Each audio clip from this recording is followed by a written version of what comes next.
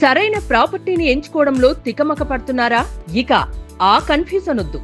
అపార్ట్మెంట్లు, విల్లాలు, ప్లాట్లు మీకు కావలసినవన్నీ ఒకే చోట. Suman TV biggest property expo October 18th, 19th HSCC Novotel, Hyderabad. ఇప్పుడే ఫ్రీ ఎంట్రీ కోసం కాల్ చేయండి. అందరికీ ముఖ్యంగా పిల్లలకు ఎంతో ఇష్టమైన దీపావళి పండుగ వచ్చేసింది. అయితే దీపావళి పండుగ ఈసారి 20నా లేకపోతే 21నా అని చాలా మందికి సందేహాలు ఉన్నాయి. అదే విషయం మనం గురువుగారు కృష్ణమాచారి గారిని అడిగి కరెక్ట్ గా తెలుసుకుందాం. సార్ నమస్తే అండి. జై వీరబ్రహ్మ జై గోవిందమ్మ జై తల్లి. నమస్కారం అమ్మ. సార్ చెప్పండి, ఈసారి 20వ తారీఖా 21 చాలా సందర్భాల్లో మనం పండుగల్ని అబ్జర్వ్ చేస్తుంటే 2 రోజులు వచ్చినవి ఉంటాయి, తర్వాత డౌట్గా ఇవాళ రేపా అనే డౌట్లు చాలాసార్లు మనం సందేహపడేటువంటి పరిస్థితులు ఉంటాయి. నెక్స్ట్ ఇంకోటి ఏంటంటే చాలా మంది చెప్పేది సూర్యోదయంతో కూడినటువంటి తిథినే తీసుకోవాలి, కాబట్టి పొద్దున్నే ఏది ఉంటే దాన్నే తీసుకొని మనం పండగ చేసుకోవాలి అని చెప్తుంటారు. అసలు ఏది కరెక్ట్? ఈసారి దివాళీ ఎప్పుడు చేసుకోవాలి? లక్ష్మీ పూజ ఎప్పుడు చేయాలి? క్రాకర్స్ ఎప్పుడు కాల్చుకోవాలి? చెప్పండి. విశేషవంతమైనటువంటి చాంద్రమానం, సౌరమానం, దృగ్గోచర గణితం, వీటి ప్రాతిపదికగా మనం గణితాల ప్రకారంగా ఈ తిథి, వార, నక్షత్ర, యోగ కరణాలతో కూడినటువంటి పంచాంగాన్ని మనం లెక్కిస్తూ ఉంటాం. సిద్ధాంతులందరూ కూడా చాంద్రమానం, సౌరమానాన్ని, ప్రత్యేకించి దృగ్గోచర గణితం, ఈ మూడు మనకి ప్రామాణికగా ఉన్నటువంటి పరిస్థితి. ఇలాంటి స్థితిగతుల్లోనే మీరు అన్నట్టుగా పండుగలు, పర్వదినాల విషయంలో ఈ రోజు మనం పండుగ అనుకుంటాం, ఇంకొక రేపటి రోజు అనుకుంటారు, ఇంకో సిద్ధాంత ప్రకారం నిన్నటి రోజే అయిపోయాయి అన్నటువంటి వదంతులు కూడా వస్తుంది. వీటన్నిటికీ ఉన్నటువంటి ప్రధానమైనటువంటి కారణం ఏంటంటే చాంద్రమానం మరియు సౌరమానం, దృగ్గోచర గణితం, వీటి మధ్య కొన్ని రకాలైనటువంటి వ్యత్యాసాలు. ప్రత్యేకించి అందుకనే భారత ప్రభుత్వం ఖచ్చితంగా సిద్ధాంతులందరికీ కూడా మనకు చెప్పినటువంటి అంశం, మనందరం కూడా ఇప్పుడు ప్రస్తుతానికి సౌరమానాన్ని మాత్రమే ప్రామాణికంగా మనం తీసుకుంటాం. కానీ ఉత్తర భారతదేశంలో, దక్షిణ భారత వాళ్ళు కొన్ని చోట్ల చాంద్రమానాన్ని కూడా ప్రామాణికంగా తీసుకుంటూ ఉంటారు. ఇది చాలా వ్యత్యాసాలకి కారణమవుతూ ఉంటుంది. అందుకే గ్రహణాల విషయంలో కూడా స్పష్టత అన్నటువంటిది లోపించడానికి గల ప్రధానమైనటువంటి కారణం. ప్రత్యేకించి మీరు అన్నట్టుగా ఏ తిథి సూర్యోదయానికి ఉన్నట్టయితే ఆ తిథిని అనుసరించి ఆ రోజు మొత్తానికి వర్తింప చేస్తుంది అన్నటువంటిది ప్రామాణికంగా మనం అందరూ అనుకుంటూ ఉంటాం. పాఠ్యమి, విద్య, తదియా, చవితి, పంచమి, షష్ఠి, సప్తమి, అష్టమి, నవమి, దశమి, ఏకాదశి, ద్వాదశి, త్రయోదశి, చతుర్దశి, ఇక చివరిది పూర్ణిమ లేక అమావాస్య. ఈ పూర్ణిమ లేక అమావాస్య అన్నటువంటి 2 తిథులు కూడా చంద్రుడికి సంబంధించినటువంటి సంపూర్ణమైనటువంటి షోడశ కళలకు సంబంధించినటువంటి, చంద్రుడు 16 కళలతో శోభిస్తూ ఉంటే అది పౌర్ణమి అని, నిశిరాత్రి సమయంలో చంద్రుడు ఏ కళతో ప్రకాశించకుండా ఉంటే అది అమావాస్య అని చెప్తుంది. అమావాస్య అన్నటువంటిది నిశ్చీకటికి, నిషిధికి తార్కాణమై ఉంటుంది. కాబట్టి చంద్రుడి యొక్క బలాన్ని ఆధారంగా చేసుకుని అమావాస్య మరియు పౌర్ణమిని ప్రత్యేకంగా లెక్కించడం అనేటువంటిది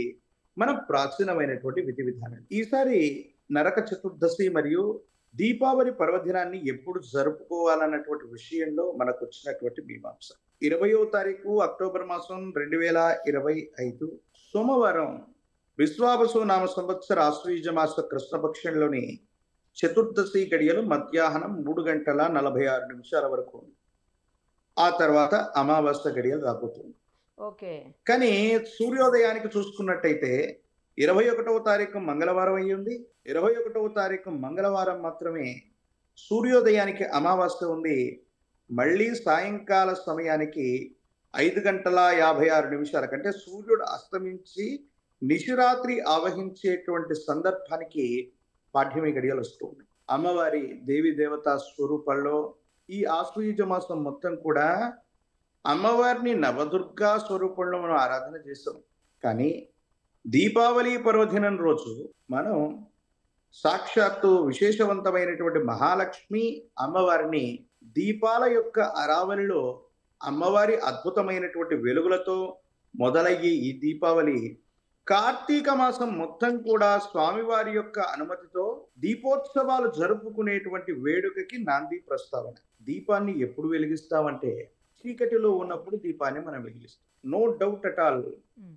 అమ్మవారి యొక్క మహాలక్ష్మి పూజ చేసుకోవటానికి 20వ తారీఖు సోమవారం అక్టోబర్ 2025 సోమవారం సాయంకాలం, ప్రత్యేకించి సూర్యుడు అస్తమించినటువంటి తర్వాత సాయంకాల వేళలో మహాలక్ష్మి అమ్మవారి యొక్క పూజాది క్రతువులు చేసుకోవటం సర్వశ్రేష్టం. తాంత్రిక విధానం ప్రకారంగా కూడా సాయంకాల వేళల్లో, అది కూడా అమావాస్య లాంటి దీపావళి పర్వదినం రోజు మహాలక్ష్మి అమ్మవారిని పూజించటం అన్నటువంటిది అనాదిగా ఉన్నటువంటి సంపత్తి. ఇక ఉభయ తెలుగు రాష్ట్రాల్లో అక్కడక్కడ పగటిపూట చేస్తూ ఉంటారు, అది వేరే సంగతి. ఈ ప్రత్యేకమైనటువంటి పరిస్థితుల్లో తప్పనిసరిగా 21వ తారీఖుకి సూర్యోదయానికి అమావాస్య ఉన్నప్పటికీ కూడా సాయంకాలం 5 గంటల నుండి 6 గంటల మధ్యలోనే మళ్ళీ పాడ్యమి గడియలు వచ్చేటువంటి అవకాశం ఉంది. కాబట్టి 21వ తారీఖు సాయంకాలానికి అమావాస్య గడియలు వెళ్ళిపోతున్నాయి. కాబట్టి దీపావళి పర్వదినాన్ని, నరక చతుర్థి, ఈ రెండు కూడా మనం ముందు రోజు నిర్వర్తించుకున్న ఎటువంటి ఇది లేదు. సంపూర్ణమైనటువంటి అమావాస్య గడియల యొక్క బలం సోమవారం రాత్రి సమయంలో ఉంటుంది. కాబట్టి మనం మహాలక్ష్మి అమ్మవారి యొక్క విశేషవంతమైనటువంటి పూజాది క్రతువులు చేసుకోవడానికి ఇది సరైనటువంటి ముహూర్తంగా మనం అనుకోవచ్చు. ఈ సందర్భంలోనే అమావాస్య గడియలు ఉన్నటువంటి సందర్భంలో చేయటం వల్లే మనకు అనుకూలవంతమైనటువంటి ఫలితాలు మనకు తప్పకుండా లభిస్తాయి. కాబట్టి 20వ తారీఖు సోమవారమే అమావాస్యతో కూడినటువంటి సంపూర్ణమైన దీపావళి ఉన్నట్టుగా మనం అర్థం చేసుకోవచ్చు. మరి అస్సలు సంగతి చెప్పలేదు సార్ మీరు. పిల్లలకి ఎంతో ఇష్టమైన క్రాకర్స్, అది ఎప్పుడు సోమవారం ఓకేనా, లేకపోతే 2 రోజులు కూడా కాల్చేసుకోవచ్చా? నరక చతుర్థి అంటే అర్థం ఏంటంటే, నరకాసురుడు అన్నటువంటి అసురుడిని విశేషవంతమైనటువంటి లక్ష్మీ స్వరూపంలోని లేదా సత్యభామ స్వరూపంలోని శ్రీకృష్ణుడి యొక్క విశేషవంతమైన సతీమణి ఆ అసురుడి యొక్క సంహారం చేయటమే నరక చతుర్థి. ఆ నరక చతుర్థి అన్నటువంటిది 20వ తారీఖు సంపూర్ణమై అదే 20వ తారీఖు అమావాస్య పర్వదినం వస్తుంది. కాబట్టి 20వ తారీఖు మీరు టపాసులు, బాణసంచ ఇవన్నీ కూడా పేల్చుకోవడానికి సరైనటువంటి విధి విధానం. ఇక 2వ రోజు కూడా చేసుకోవచ్చు, కానీ ముఖ్యమైనటువంటి పర్వదినం పూజాది క్రతువులు కావచ్చు, సంతోషకరమైనటువంటి బాణసంచ పేల్చడం అవ్వచ్చు, ఇతరత్ర కార్యక్రమాలన్నింటికీ కూడా సోమవారం మాత్రమే సరైనటువంటి బలాన్ని కలిగి ఉంది. కాబట్టి తిథివార నక్షత్ర యోగ కరణాలతో కూడినటువంటి ఆ పండుగ దినమే, పర్వదినమే మనకు సర్వస్థ శ్రేష్టం. కాబట్టి సోమవారాన్ని దీపావళి ప్రాతిపదికగా తీసుకోవటం మంచిది. సో 20వ తారీఖు సోమవారం దీపావళి పండుగను బేషుగ్గా చేసుకోవచ్చు. అవును. రైట్ గురువు గారు, ఉన్న సందేహాలన్నీ కూడా నివృత్తి చేశారు. Thank you so much. జై వీరబ్రహ్మ, జై గోవింద బాబు. సుమన్ టీవీలో మీ పర్సనల్ అండ్ బిజినెస్ ప్రమోషన్స్ కోసం కింది నెంబర్కి కాంటాక్ట్ చేయండి.